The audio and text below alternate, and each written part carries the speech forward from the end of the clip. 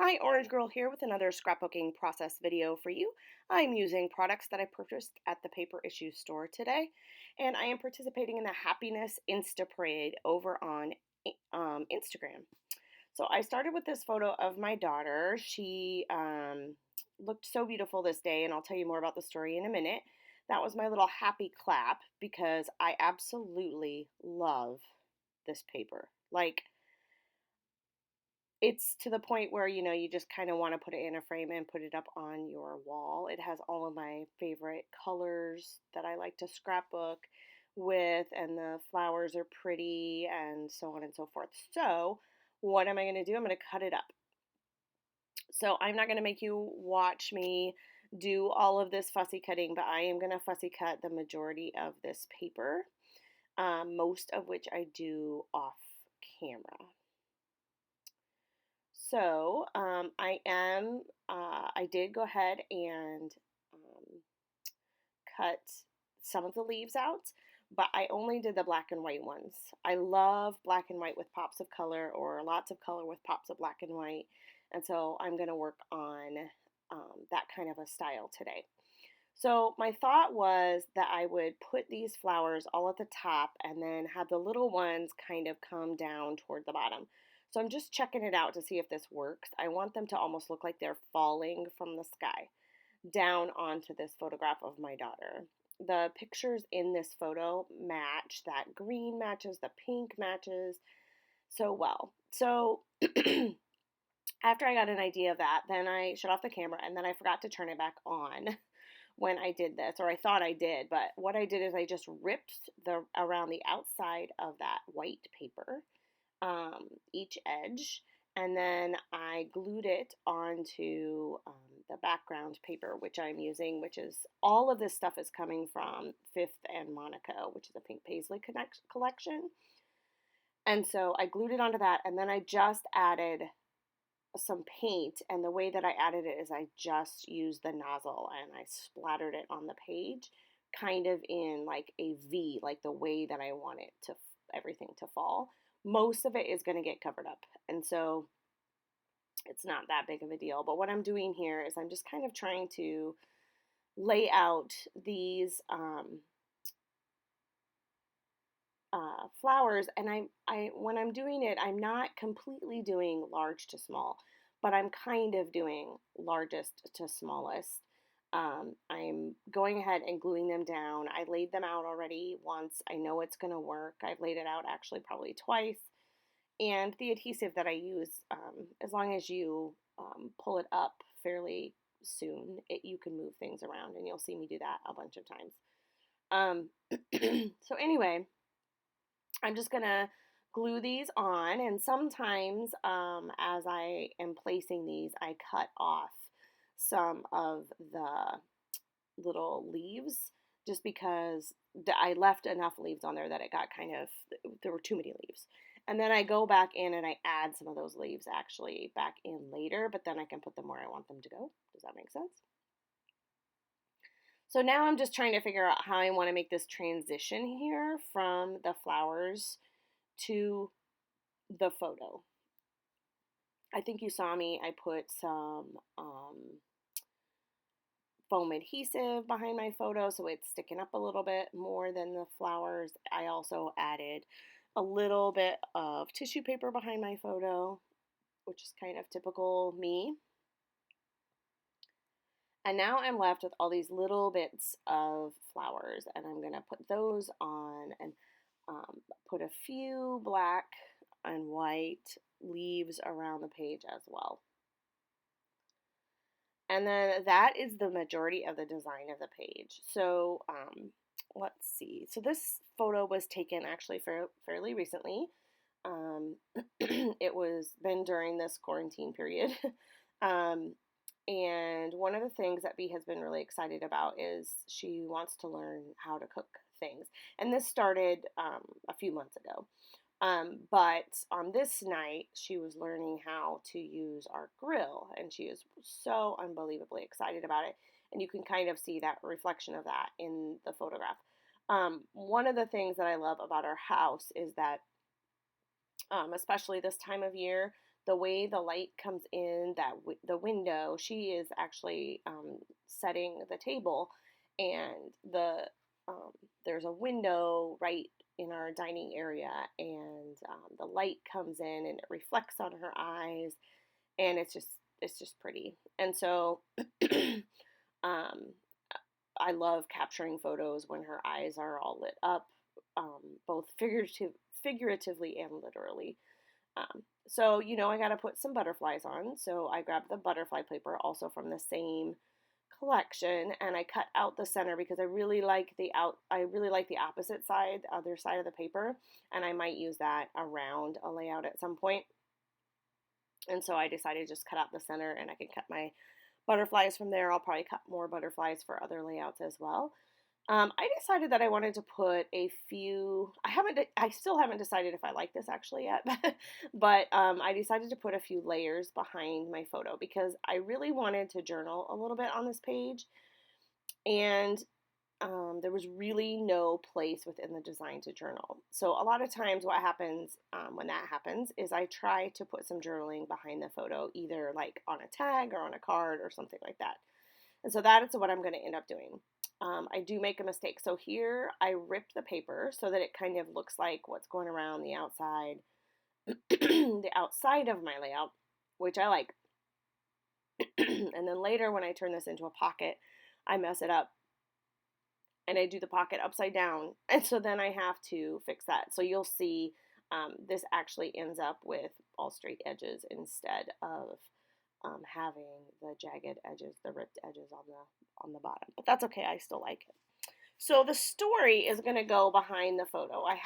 There's a card right there that I just put behind there that is meant to be a journaling card. I think it says top of the list on the top of it. And so I just did some handwritten journaling on that card.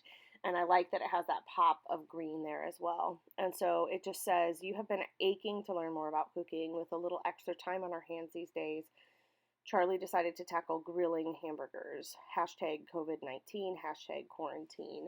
And then I have the date. And then so that can just go right behind my photo.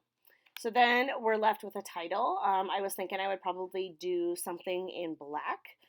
These are the Fifth and Monaco letters. They are black, but they have a little bit of gold on them. There is absolutely no gold. Excuse me. There's absolutely no gold on this page, and so I was kind of thinking that I wanted the word shine in some way. And part of that was because, like what I described about the light and her eyes and all of that. So I kind of wanted the word shine. And I just didn't like it above the photo, and I just didn't like the layers or the size below the photo either. I thought about the idea of smile, just because smile would work as well. So I'm kind of looking through what I have here, and there are a couple of stickers that I really kind of thought I was going to use on this layout, and I don't end up using them at all. I also thought about using some of these little embellishments. Maybe if I added a little bit of gold to the layout, then I could use those letters. But this, like, I'm kind of going fast through this because this isn't really what I end up doing anyway. So now I've cut out those butterflies, and so I'm trying to figure out where I'm going to put those. I'm not sure where I am off screen right now. No idea. What in the world am I doing? Am I getting letters? Yes, that's what I'm getting. Okay, so these are from Happiness Collection, I think, from Coco Vanilla Studio. So I was going through those, and I was looking to see if there might be just like a phrase that I could put underneath, and I decided that they were just kind of too big. And I was looking, I knew that there was shine in there, and so I thought I might use that.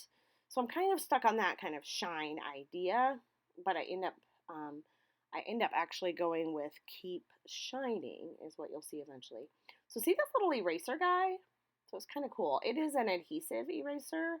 So like if I use adhesive and I get it in the wrong spots, this little eraser just rubs it right off. All right, so off camera, I went ahead and I stitched all the way around, not all the way around, I didn't stitch at the top. I stitched on each side except for the top of these two pieces of pattern paper. And I did a little extra stitch so that the tag or journaling won't go any lower. See if you can kind of see that black stitching there. Now the tag won't go down too far so that it gets hidden and you can't tell that it's there at all. So yeah, so that's how I made the little pocket. I do that a lot in my um, scrapbooking because the journaling part is kind of important to me. And so some people have asked me, like, how do you um, see this if you put them in your albums? Well, I mean, you don't unless you take it out of the album. You'll have to take it out of the album to actually put. If I if I end up like getting compulsive about it, I could probably figure out a way to make a little. Well, I know how I would do it. I could make a little slit into the page protector and then make it stick out or something. But I don't think I'll ever do that. I figure anybody looking at this after I die or something is going to know that I have journaling back there, and if they don't, they'll figure it out eventually because I do it so often that um, at some point they would figure it out, and if they really care they would keep looking, right? So anyway, let's see. Okay, so what I'm doing here is the usual. I'm adding some thread. I'm adding tangled thread in the color of green and orange and the pink color. And I happen to have thread that matches really closely to the colors in the layout, which is nice. The other thing that I'm doing is I'm kind of allowing some of that pink to go on the underside a little bit. So that is where my title is going to be housed, and I like that there's going to be a little bit of thread underneath my title as well. So I always put a little bit of glue over the top of the thread, and then I put more glue than on whatever I'm putting on top of the thread because it helps it just be glued down a little bit better. Sometimes if you just put glue, like in this case on the photo, and you put it down, then your photo will still pop up with the string or the thread, but but it'll come off. So if you put glue on both sides, that helps. So I dug through my stash. These are my favorite, some of my most favorite alphas, and they come in two sizes on one page, capitals and lowercase, and I love them. And I need to figure out what they are so I can order more and more and more. I went through my Tim Holtz stickers, phrase stickers, and I found the word keep, and so I put that as my title, Keep Shining. And then I told you I had all of these Fifth and Monaco stickers, and one of the stickers says especially now, and it was a bright orange. And so I thought, oh, that's perfect. So it brings that orange down to the bottom because I didn't have any small orange flowers. And it also had, a nice, because of the times that we're in at this point, I mean, we need to keep shining even when things aren't going as planned, let's say. All right, so I'm adding a little bit more thread and underneath my butterflies. So I have 3 butterflies, one beside the photo, and then 2 up in the flowers, kind of in a visual triangle. I also did put a little bit of, what do you call it? Foam adhesive behind them so they stick up a little bit. Now I'm looking for a phrase. So oftentimes when I do hidden journaling, I try to put something on like the tab, the part that's sticking up, to indicate that there might be some journaling back there.